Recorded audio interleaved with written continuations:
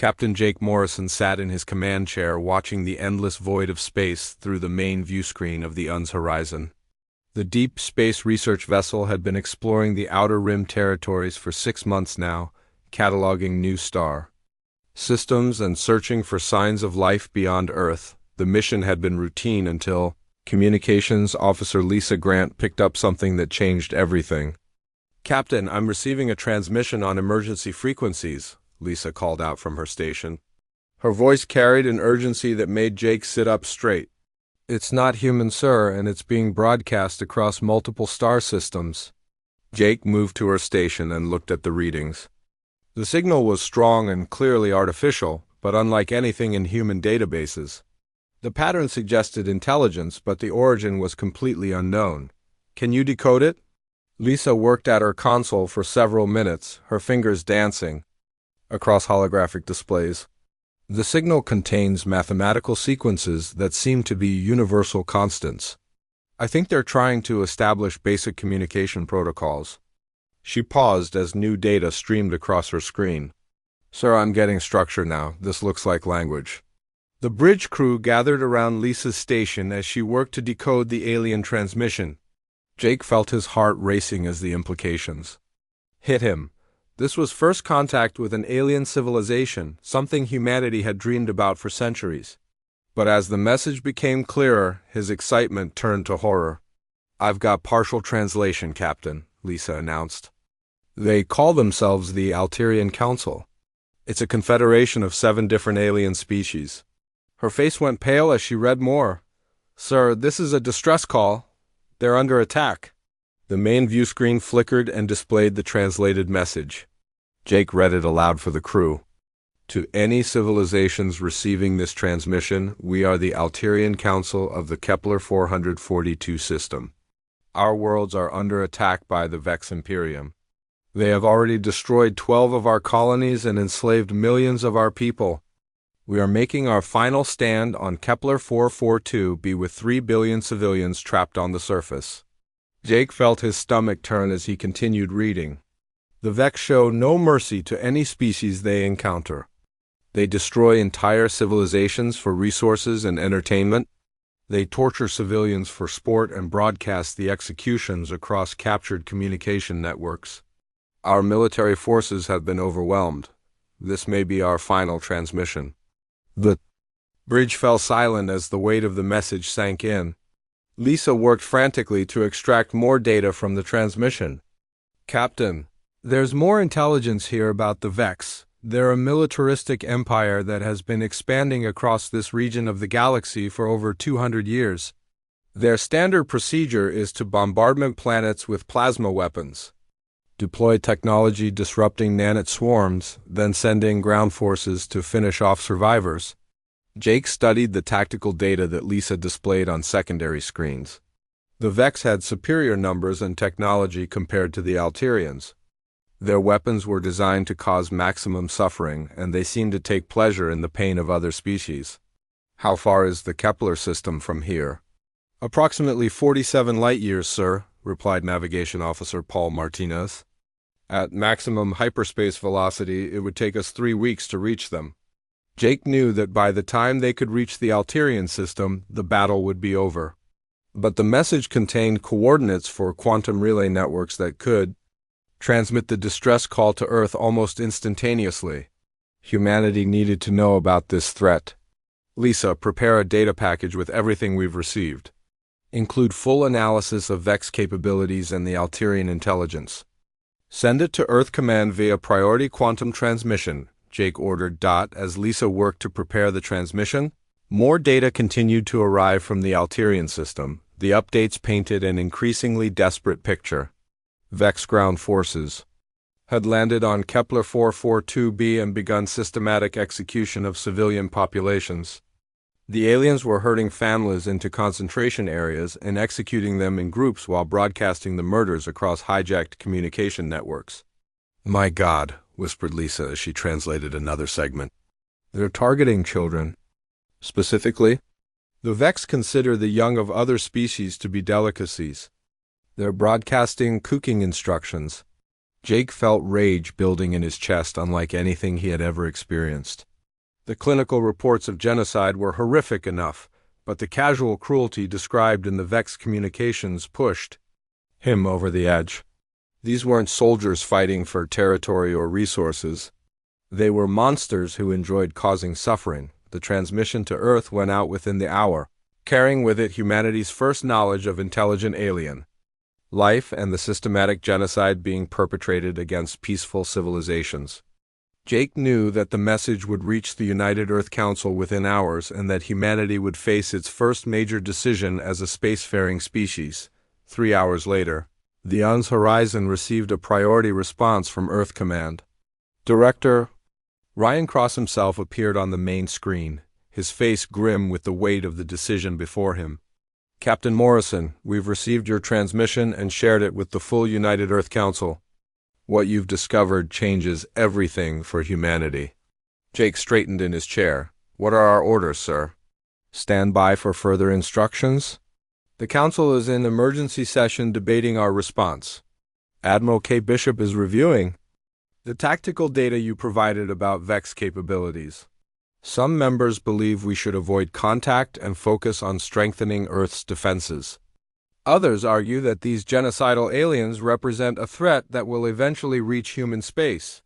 The connection ended, leaving Jake and his crew to wait while politicians and military leaders on Earth decided humanity's course, but that decision came sooner than expected when Lisa picked up another transmission from the Alterian system. This time, the message was from the Vex Imperium itself. Their commander had intercepted the Alterian distress calls and traced them to their source. The Vex message was simple and direct, translated by their own systems into basic human language. Primitive mammals of the third planet in System Sol, we have monitored your communications with the inferior species we are eliminating. Any attempt to interfere with Vex operations will result in your complete extermination. We look forward to adding your world to our collection. Your species appears weak, but may provide adequate entertainment before disposal. The threat was clear and unmistakable. The Vex had not only discovered humanity's existence, but were already planning Earth's destruction. Jake immediately forwarded the message to Earth Command, and waited for humanity's response. When Director Cross appeared on screen again 12 hours later, his expression had changed completely. Gone was the uncertainty and political calculation. In its place was cold determination that Jake recognized from history books about humanity's greatest conflicts. Captain Morrison, by unanimous vote of the United Earth Council, humanity will answer the Alterian distress call. Admiral Bishop is mobilizing the largest fleet in human history. The Vex Imperium has made a critical error in threatening Earth. They're about to discover what happens when you wake sleeping giants. Admiral Kate Bishop stood on the bridge of the UNS Vengeance and watched the largest military mobilization in human history unfold before her eyes. In just 72 hours since the Vex threat reached Earth, humanity had transformed from a peaceful exploration society into a war machine that surprised even veteran military commanders. The speed of the response defied every logistics manual ever written. The orbital shipyards around Earth, Mars, and Luna worked around the clock as construction crews modified civilian vessels for combat duty. Cargo haulers received armor plating and weapon systems, while passenger liners were converted into troop transports. The emergency production facilities that had been built after the resource wars were reactivated and began churning out ammunition, spare parts, and supplies at unprecedented rates. Kate reviewed the fleet manifest on her command screen and felt a mixture of pride and concern. 300 ships of various classes formed the largest space fleet humanity had ever assembled. The force included 24 battle cruisers armed with railguns and directed energy weapons, 48 destroyers equipped with quantum torpedoes, 60 carrier vessels packed with fighter craft, and dozens of specialized assault ships designed for planetary operations. The flagship ENS Vengeance itself was a testament to human engineering prowess. Built originally as a deep space exploration vessel, the ship had been rapidly modified with the most advanced weapon systems Earth could produce. Its main armament consisted of 6 heavy railguns capable of firing tungsten slugs at 20% of light speed, Backed up by plasma cannon arrays and missile batteries loaded with nuclear warheads, Colonel Steve Rogers reported to Kate's ready room as the fleet prepared for departure. The commander of the 1st Orbital Marines looked exactly like what humanity needed in this crisis: a soldier who had never backed down from a fight and who understood that some battles were worth any sacrifice. His unit consisted of 5,000 of the most elite troops Earth could produce, all volunteers who had specifically requested assignment to the Alterian rescue mission. "Admiral, my Marines are ready for deployment," Steve reported as he reviewed his tactical preparations. "We've equipped every soldier with the new Mark 7 combat exoskeletons and the latest generation of personal weapons, Dr. Clark's weapons. Division has provided us with ammunition specifically designed to counter Vex armor based on the intelligence we received from the Alterian transmissions." Kate nodded as she studied the Marine preparations. Each soldier carried enough firepower to level a city block, but she knew they would face an enemy that had been perfecting the art of war for centuries. "What's your assessment of our chances in ground combat?" Steve's expression hardened as he considered the question. "The Vex have superior numbers and more combat experience, but they've never faced humans in battle. Our psychological profile suggests they rely on fear and intimidation to break enemy morale. They torture civilians to terrorize military units into surrendering. That's not going to work against us." The colonel pulled up holographic displays showing Vex combat footage that had been intercepted from their own communications. The alien warriors stood 8 feet tall with reptilian features and advanced armor systems. Their weapons fired concentrated plasma bursts that could melt through most known materials. But Steve had identified weaknesses in their tactics. "They fight like predators hunting prey, not soldiers facing other soldiers," Steve explained. "They expect their enemies to run when faced with superior firepower. They use psychological warfare more than tactical thinking. When they encounter resistance that doesn't break under pressure, they seem to struggle with adaptation." Dr. Amanda Clark arrived at the briefing with reports from the weapons development teams. The head of the Tactical Weapons Division had been working without sleep since the crisis began, pushing her scientists to develop countermeasures for Vex technology in record time. Her team had analyzed every piece of intelligence from the Alterian transmissions and created new weapons specifically for this conflict. "We've solved the nanite problem," Amanda announced as she displayed her research results. "The Vex use microscopic machines to disable enemy electronics and communications. Our new electromagnetic pulse grenades can clear nanite swarms from a 200-meter radius. We've also hardened all our electronic systems with quantum encryption that their nanites can't decode." Kate studied the technical specifications and felt cautiously optimistic about humanity's chances. "What about their plasma weapons?" Amanda smiled for the first time since the crisis began. "We've developed reactive armor that disperses plasma energy across a wider surface area. It won't stop direct hits from their heavy weapons, but it should protect our troops from their standard infantry arms. More importantly, we've created new ammunition types that can penetrate Vex armor. Tungsten core rounds with explosive tips that detonate after piercing their protective systems." The briefing was interrupted by urgent communications from Earth. Cities across the planet had erupted in massive demonstrations as billions of people gathered to show support for the rescue mission. The images streaming from news networks showed crowds that dwarfed any gathering in human history. London, New York, Tokyo, Mumbai, and Sao Paulo all reported gatherings of over 10 million. People chanting support for the Alterian mission. Kate watched the footage on the main screen and felt the weight of humanity's expectations. People who had never agreed on anything were united in their determination to stop the Vex genocide. Factory workers had volunteered for extended shifts to produce military supplies. Farmers had donated food reserves to supply the fleet. Even children were contributing by collecting scrap metal for ammunition production. The global economy had shifted to a wartime footing with remarkable speed. Stock markets that had initially panicked upon hearing about the alien threat had stabilized, as investors realized that humanity's survival depended on military success.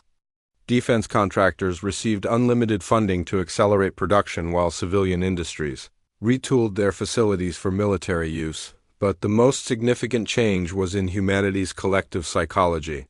For the first time in centuries, every nation on Earth was working toward the same goal. The petty conflicts and political divisions that had plagued human civilization seemed meaningless when faced with genocidal aliens who tortured children for entertainment.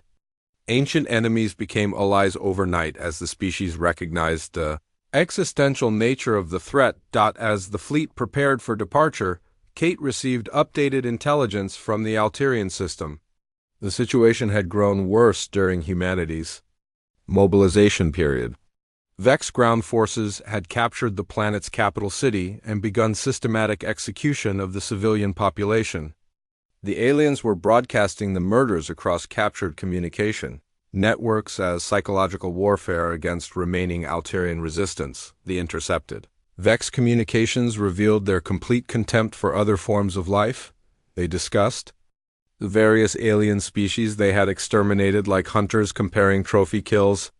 Children were specifically targeted because Vex commanders believed that eliminating the young prevented future resistance. The casual cruelty in their transmissions went beyond military necessity into pure sadism. Kate felt rage building in her chest as she read the latest reports, but she channeled that anger into cold determination. The Vex had made a fundamental error in assuming that humans would respond like their previous victims. They expected fear and surrender when faced with superior firepower. Instead, they had awakened something far more dangerous: the final departure. Preparations took place as updates continued to arrive from Kepler 442b. Alterian resistance fighters were making their last stand in underground tunnel networks beneath the planet's major cities. Civilian refugees numbered in the billions, trapped in shelters while Vex forces hunted them like animals for sport. Time was running out for the innocent beings humanity had sworn to protect. As the fleet entered hyperspace for the journey to the Alterian system, Kate stood on the bridge of the Un's vengeance and made a silent promise to the aliens who had called for help. Humanity was coming, and the Vex Imperium was about to learn that some species fight back with a fury that defies all logic and calculation.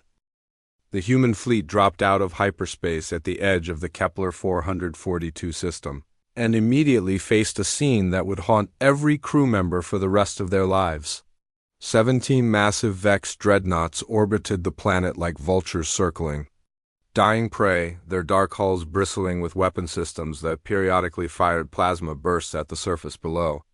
The planet itself burned in dozens of locations where cities had been reduced to smoldering craters, and the orbital space was filled with debris from destroyed Alterian defense platforms. Admiral Kate Bishop stood on the bridge of the Un's vengeance and felt her blood turn to ice as she watched the systematic destruction taking place.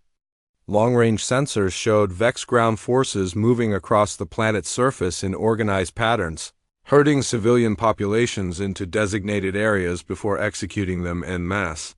The aliens were taking their time, savoring the fear and suffering they were causing rather than simply ending the conflict quickly. Admiral, we're receiving continuous transmissions from Vex forces, reported Communications Officer Lisa Grant, who had transferred from the UNS Horizon to serve on the flagship. They're broadcasting the executions across multiple frequencies. It appears to be psychological warfare aimed at breaking the morale of remaining Alterian resistance fighters. Kate clenched her fists as she listened to fragments of the transmissions. The Vex commanders were discussing their victims like livestock, debating which species provided the most entertainment during torture sessions. They had turned genocide into a form of recreation, competing with each other to see who could devise the most creative methods of causing pain and terror. All ships, battle stations, Kate ordered through the fleet communication network. We are engaging immediately. No warnings, no negotiations, no quarter given. The human fleet moved into attack formation with precision that would have impressed military historians. 300 ships arranged themselves into a perfect combat array that maximized firepower, while minimizing exposure to enemy weapons. The Vex had been monitoring human communications for weeks and expected primitive nuclear weapons and chemical propulsion systems. They were completely unprepared for what emerged from hyperspace. Captain Luke Thompson commanded the destroyer, as justice from his position in the second attack wave. His ship carried experimental gravity weapons that had been rushed into production specifically for this mission. The technology was barely tested, but Dr. Clark's weapons division had assured him that the devices could bypass Vex shield systems. By manipulating space-time itself rather than relying on conventional energy or projectile attacks, the battle began without ceremony or declaration. Human ships opened fire with railguns launching tungsten slugs at relativistic speeds, directed energy weapons that could cut through asteroid-sized targets, and quantum torpedoes that phased through conventional shields before detonating inside. Enemy hulls. The Vex dreadnoughts, confident in their technological superiority, were caught completely off guard by the sudden assault. Luke watched through his viewscreen as the first human salvo struck the nearest Vex dreadnought. The alien ship's shields flared and collapsed under the concentrated firepower, and tungsten slugs punched through its hull like paper. Secondary explosions rippled across the vessel as critical systems failed, and within minutes the massive warship was drifting dead in space. The Vex responded with their own weapons, firing plasma cannons and deploying nanite swarms that had devastated previous enemies. But human ships were equipped with the countermeasures Dr. Clark had developed. Electromagnetic pulse generators cleared nanite clouds while reactive armor dispersed plasma energy across hull surfaces. For the first time in centuries, the Vex faced an enemy that could match their technology. Luke activated his gravity weapons as 3 Vex cruisers moved to intercept the UN's justice. The experimental devices created localized distortions in space-time that crushed the alien ships from within, compressing their hulls until critical systems imploded. The effect was devastating and terrifying, turning massive warships into twisted metal sculptures in a matter of seconds. "Target destroyed," Luke reported to Admiral Bishop as he watched debris from the Vex cruisers drift past his viewscreen. "Gravity weapons are performing beyond expectations." The space battle quickly became what military analysts would later describe as a turkey shoot. Human weapons proved superior to Vex technology in every category, while human tactics demonstrated flexibility and innovation that the aliens couldn't match. The Vex had grown complacent after centuries of easy victories against technologically inferior species. They had never faced an enemy that could think creatively under pressure. Within 4 hours, 16 of the 17 Vex dreadnoughts had been destroyed or disabled. The surviving alien warship attempted to flee the system, but was intercepted by human destroyers and reduced to scrap metal. The orbital space around Kepler 442b was clear of enemy vessels. But the real battle was just beginning. Colonel Steve Rogers led the first wave of ground forces toward the planet's surface in heavily armored dropships. His Marines had watched the space battle from their transport vessels, and the easy victory had given them confidence in their equipment and training. But Steve knew that ground combat would be different. The Vex had been perfecting infantry warfare for centuries, and they would be fighting on familiar terrain with prepared positions. The dropships descended through the planet's atmosphere toward the largest Alterian city, where long-range sensors had detected massive concentrations of both Vex forces and civilian refugees. The aliens had herded millions of Alterian families into the city center, using them as human shields while they fortified the surrounding areas with automated weapons and defensive positions. Steve's first glimpse of the planet's surface confirmed his worst fears about Vex brutality. The aliens had turned genocide into an art form, decorating their positions with the remains of their victims and broadcasting continuous executions to terrorize surviving civilians. Children were specifically targeted for the most horrific treatment, and Vex soldiers seemed to compete with each other to devise new methods of causing suffering. The first ground engagement took place in the ruins of what had been a beautiful Alterian residential district. Steve's Marines encountered Vex ground troops, who stood 8 feet tall and wore advanced armor that shimmered with energy shields. The aliens carried plasma rifles that could melt through most materials and moved with the confidence of predators. who had never faced serious resistance, but the Vex had never fought humans before. Steve's Marines opened fire with their new tungsten core ammunition, and the alien warriors discovered that their energy shields were useless against kinetic projectiles. Traveling at hypersonic speeds, Vex armor that had protected them against plasma weapons and energy beams cracked and shattered under the impact of human bullets. The aliens tried to use their traditional psychological warfare tactics, broadcasting recordings of tortured Alterian children and threatening to execute prisoners if the humans continued their advance. Steve's response was immediate and decisive. He ordered his Marines to ignore the threats and focus on eliminating every Vex soldier in sight. "No prisoners, no negotiations," Steve radioed to his unit commanders as they moved through the ruined city. "These things torture children for entertainment. They don't deserve mercy or consideration." The Marines advanced through the city with methodical precision, clearing buildings of Vex forces while searching for civilian survivors. What they found in the alien-controlled areas would change human understanding of evil forever.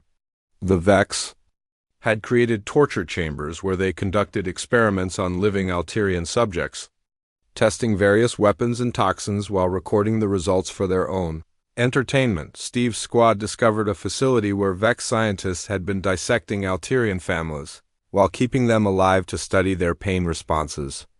The walls were decorated with trophies taken from murdered civilians, and the floors were stained with blood from thousands of victims. The sight broke something fundamental in the human psyche and unleashed a rage that had been building since the first distress call reached Earth. From that moment forward, the battle for Kepler 442b ceased to be a military operation and became something far more primal. Humanity had come to rescue innocent aliens from genocide, but they had found something that transcended normal warfare. The Vex had awakened the sleeping monster that lived in the human heart, and now they would face the full fury of a species that would not tolerate the torture of children. What happened next on Kepler 442b would become known throughout human history as the Kepler cleansing, though military historians would debate for decades whether it qualified as warfare or something far more primitive and terrible. The discovery of Vex torture facilities had shattered every restraint that human civilization had built over centuries of moral evolution. The soldiers who had come to rescue innocent aliens found themselves confronting evil so pure and deliberate that it demanded a response beyond conventional military action. Sergeant Maya Rodriguez led her squad through the ruins of an Alterian school where Vex forces had established what they called an experimental facility. The building had once been filled with young Alterian students learning about mathematics and art and literature. Now it housed laboratories where Vex scientists conducted horrific experiments on living subjects, including children who had been captured during the initial invasion. The walls were lined with cages containing Alterian families, who were being kept alive for ongoing torture sessions. Maya had served in 3 different human conflicts and thought she understood the brutality that war could produce, but nothing in her experience had prepared her for what she found in that school. Vex researchers had been systematically testing the pain tolerance of different alien species, recording their reactions to various toxins and energy weapons while placing bets on how long each victim would survive. The facility included a viewing area where Vex officers gathered to watch executions for entertainment. The sight of tortured children broke something fundamental in Maya's mind. She had always followed military regulations and rules of engagement, but those concepts seemed meaningless when faced with creatures who tortured innocent beings for sport. Her squad found detailed records of Vex experiments written in their own language but accompanied by video recordings that made translation unnecessary. The aliens had been documenting their atrocities like scientific research. Maya's response was swift and terrible. She activated the incendiary charges her squad carried and turned the Vex facility into an inferno that could be seen from orbit. When Vex reinforcements arrived to investigate the explosion, they found no survivors and no evidence of what had happened. Maya had simply erased an entire Vex platoon from existence using only hand weapons and explosive charges. The incident set the tone for human operations across the planet. Colonel Steve Rogers received reports from dozens of similar facilities where Vex forces had been conducting experiments on captured civilians. The aliens had turned torture into a science, studying the most effective methods for causing psychological terror while extending the suffering of their victims for as long as possible. They kept detailed records of their work and seemed proud of their achievements. Steve abandoned all pretense of following conventional warfare protocols. He issued new orders to his Marines that would have horrified military ethicists under normal circumstances. Any Vex soldier found near torture facilities was to be executed immediately without trial or interrogation. Vex officers who had participated in experiments on civilians were to be subjected to the same treatment they had inflicted on their victims before being killed. Dr. Amanda Clark worked around the clock to modify human weapons for maximum effectiveness against Vex forces. Her weapons teams developed new ammunition types specifically designed to penetrate Vex armor and cause maximum damage to alien physiology. The tungsten core rounds were replaced with incendiary projectiles that caused Vex protective suits to burn from within, and chemical weapons that had been banned by human convention were modified for use against alien targets. The moral justification for these extreme measures became clear as human forces discovered the full extent of Vex operations on Kepler 442b. The aliens had not simply conquered the planet for resources or strategic advantage. They had transformed it into a massive torture facility where they conducted experiments on entire populations, while broadcasting the results to other Vex worlds for entertainment purposes. Genocide had become their primary form of recreation. Captain Morrison, now serving as a ground operations coordinator, established contact with surviving Alterian resistance fighters who had been hiding in underground tunnel networks beneath the planet's major cities. The alien survivors provided intelligence about Vex strongholds and confirmed the worst human fears about enemy operations. The Vex had been systematically eliminating Alterian culture along with their population, destroying art and literature and historical records to erase all evidence that the species had ever existed. The combined human and Alterian forces launched coordinated strikes against every Vex installation they could locate. The aliens had established dozens of facilities across the planet where they conducted different types of experiments and torture sessions. Some locations specialized in testing new weapons on living subjects while others focused on psychological terror techniques designed to break the will of captured populations. Human soldiers discovered weapons caches containing devices that had no military purpose beyond causing suffering. The Vex had developed automated execution chambers that killed victims slowly over periods of hours or days. Entertainment systems that broadcast torture sessions to audiences across the galaxy, and storage facilities filled with trophies taken from murdered civilians across dozens of different worlds. Maya's squad uncovered a Vex command post where alien officers kept detailed records of their conquests. The files contained information about hundreds of extinct species that had been wiped out by Vex forces over the past 2 centuries.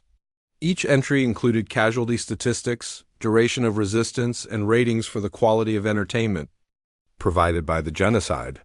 The Vex had turned the extinction of entire civilizations into a competitive sport. The psychological impact on human soldiers was severe but predictable. These were troops who had volunteered to travel across the galaxy to help strangers, motivated by humanity's instinctive desire to protect innocent life.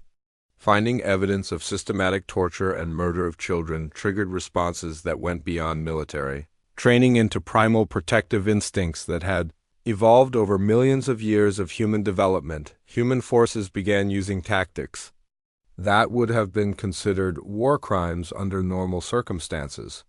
Flamethrower units were deployed to clear Vex positions without regard for surrender or negotiation. Chemical weapons designed to cause agonizing deaths were used against alien forces who had employed similar tactics against civilian populations. Captured Vex soldiers were executed immediately rather than being taken prisoner for interrogation. The aliens attempted to use their traditional psychological warfare methods, threatening to execute Alterian prisoners if human forces continued their advance. But the threats had exactly the opposite effect from what the Vex intended. Instead of causing humans to hesitate or negotiate, the use of innocent civilians as shields only increased the fury and determination of attacking forces. Steve Rogers personally responded to one such threat by ordering precision strikes that eliminated Vex guards while rescuing hostages, then executing the surviving alien commanders in full view of their troops. The message spread quickly through Vex communication networks that threatening innocent lives would only make human forces more dangerous and unpredictable. As human and Alterian forces advanced across the planet, they uncovered evidence that the Vex Empire had been conducting similar operations on dozens of worlds across the galaxy. The aliens had perfected the art of genocide through centuries of practice, developing techniques for maximizing suffering while extending the entertainment value of each conquest. They had transformed the destruction of entire civilizations into their primary cultural activity. The realization that humanity faced an empire built entirely on torture and murder eliminated any remaining moral constraints on human military operations. The Vex had revealed themselves to be something beyond normal concepts of enemy or competitor. They were a cosmic cancer that had to be eliminated completely to prevent further atrocities against innocent species throughout the galaxy. By the end of the fourth day of ground operations, human forces had abandoned all pretense of conducting a rescue mission and committed themselves to something far more permanent and final. The Vex Imperium had awakened something in humanity that had been sleeping since the species left Earth, and now they would face the full consequences of that terrible mistake. The final confrontation between humanity and the Vex Imperium took place at a massive fortress that the aliens had built on top of what had once been the most sacred cultural site. On Kepler 442b, the structure towered above the surrounding landscape. Like a monument to cruelty, its dark walls embedded with the preserved remains of victims from dozens of different species.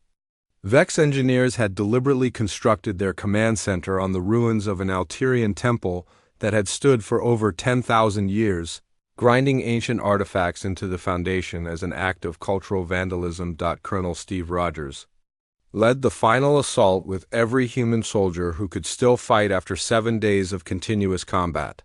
His Marines had been transformed by what they had witnessed on the planet's surface. These were no longer the idealistic troops who had volunteered to rescue strangers across the galaxy. They had become something harder and more dangerous, shaped by exposure to evil so pure that it demanded total elimination rather than mere defeat. The fortress itself was a testament to Vex priorities and psychology. Instead of focusing on military effectiveness, the aliens had designed their stronghold to maximize the suffering of prisoners, while providing entertainment for their officers. The outer walls were decorated with the skeletal remains of victims arranged in artistic patterns, and observation towers allowed Vex commanders to watch executions and torture sessions taking place in the courtyards below. Human forces encountered the strongest Vex resistance of the entire campaign as they approached the fortress. The aliens had concentrated their best troops and most advanced weapons at this location, including automated defense systems that fired plasma bursts capable of melting through tank armor. But the Vex had made a critical error in their defensive preparations. They had designed their fortifications to intimidate attackers through displays of cruelty rather than to maximize military effectiveness. Steve's Marines responded to the alien defenses with tactics that would have horrified their former selves. Instead of attempting to minimize collateral damage or preserve enemy facilities for intelligence purposes, they used demolition charges to collapse entire sections of the fortress without regard for what might be destroyed in the process. The goal was no longer military victory but complete extermination of everything connected to Vex operations. As human forces fought their way through the fortress level by level, they discovered rooms that defied rational explanation. The Vex had created museums celebrating their genocidal achievements, with exhibits featuring preserved remains from extinct species and recordings of particularly entertaining torture sessions. Trophy rooms contained artifacts stolen from destroyed civilizations, arranged like hunting prizes to commemorate successful campaigns of extermination. The aliens used every advantage they could deploy, including poison gas systems that filled corridors with toxins designed to cause agonizing deaths. Automated weapons platforms emerged from hidden compartments to fire on advancing troops, and suicide attackers attempted to detonate explosive charges in confined spaces. But human forces had abandoned any concern for their own safety in favor of ensuring that no Vex soldier escaped to continue their species' reign of terror. Maya Rodriguez led a demolition team that used flamethrower units to clear rooms without entering them first. The incendiary weapons turned Vex defensive positions into infernos that consumed everything within range, eliminating both enemy soldiers and the evidence of their atrocities. Her squad moved through the fortress like a force of nature, leaving nothing but ash and twisted metal in their wake. The breakthrough came when human forces located the fortress's central command chamber, where Vex Commander Krithos had established his headquarters. The alien leader had surrounded himself with the most elaborate displays of cruelty on the entire planet, including a throne made from the bones of murdered children and walls decorated with the preserved heads of Alterian leaders who had tried to negotiate peaceful surrenders. Krithos himself was a perfect example of Vex evolution and culture. Standing nearly 9 feet tall with scales that reflected light like polished metal, he wore armor crafted from the remains of his victims and carried weapons that had been designed specifically for causing maximum pain rather than quick death. His command chamber was filled with screens showing torture sessions taking place across the Vex Empire, broadcasting live feeds of genocide for his entertainment. When human forces finally breached the command chamber, Krithos attempted to negotiate from a position he believed was still strong. Through captured translation equipment, he offered to withdraw Vex forces from Alterian space in exchange for safe passage to other regions of the galaxy. He expressed genuine confusion at human emotional responses to his species' activities, and suggested that stronger civilizations naturally preyed upon weaker ones as part of universal law. Admiral Kate Bishop responded to the negotiation offer through a live transmission that was broadcast to both the human fleet and surviving Vex forces across the planet. Standing on the bridge of the UNS Vengeance with the burning planet visible through the main view screen, she delivered humanity's final judgment on the Vex Imperium with words that would be remembered for centuries. "Commander Krithos, you have mistaken us for one of your previous victims," Kate began, her voice carrying the cold fury that had been building since the first distress call reached Earth. "You seem to believe that we share your species' primitive understanding of strength and weakness. You torture children for entertainment and call it natural law. You destroy entire civilizations for sport and consider it inevitable evolution." Kate paused to let her words register with both human and alien audiences before continuing. "You wanted to demonstrate your superiority by showing us the monuments to cruelty you have built across this galaxy. You have succeeded in teaching us something important about the nature of evil. Now you will learn something about the nature of justice." The transmission continued as Kate listed every atrocity that human forces had discovered on Kepler 442b, from the torture facilities designed to maximize suffering to the museums celebrating genocide as artistic achievement. She described the weapons caches filled with devices that served no purpose beyond causing pain in the storage rooms, containing trophies taken from murdered children across dozens of different worlds. "You asked us to understand that predators naturally hunt prey," Kate concluded. "You are correct about that universal principle. The difference is that you have spent so long hunting sheep that you forgot wolves also exist in this galaxy. The Vex Imperium ends today, and we will hunt down every member of your species across known space until none remain to threaten innocent life." The final battle in the command chamber lasted only minutes. Krithos and his remaining officers attempted to use their superior size and advanced weapons against Colonel Rogers and his Marines, but they discovered that human soldiers who had witnessed the torture of children fought with a fury that transcended normal physical limitations. The Vex commander died surrounded by the trophies of his victims, killed by the same species he had threatened to exterminate for. Entertainment. The liberation of Kepler 442b was completed within hours of Krathus's death. Over 2 billion Alterian survivors emerged from hiding places where they had waited for rescue that many had never expected to arrive. The grateful aliens offered to share their technology and knowledge with humanity in exchange for their salvation, but Admiral Bishop politely declined most of their gifts. Instead, the human fleet began preparations for a new mission that would reshape the balance of power across the galaxy. Rather than returning to Earth as heroes, the ships of the rescue fleet would continue traveling through space to locate and eliminate every Vex installation they could find. The galactic community would learn that when humanity answered a distress call, they did not simply provide temporary aid and then leave the threat to resurface elsewhere. The final transmission from the UNS Vengeance was broadcast across multiple star systems as a warning to any species that might consider following the Vex example. Admiral Bishop's message was simple and direct, translated into dozens of alien languages and repeated until every civilization in the region had received it clearly. This is Admiral Kate Bishop of the United Earth Fleet speaking to all intelligent species within range of this transmission. Humanity has answered the Alterian distress call and eliminated the Vex threat to innocent life in this region. We are now beginning systematic operations to ensure that no remnant of the Vex Imperium survives to threaten peaceful civilizations in the future. Any species that preys upon innocent life, tortures civilians for entertainment, or commits genocide for sport will face the same fate. The age of unopposed predators in this galaxy has ended,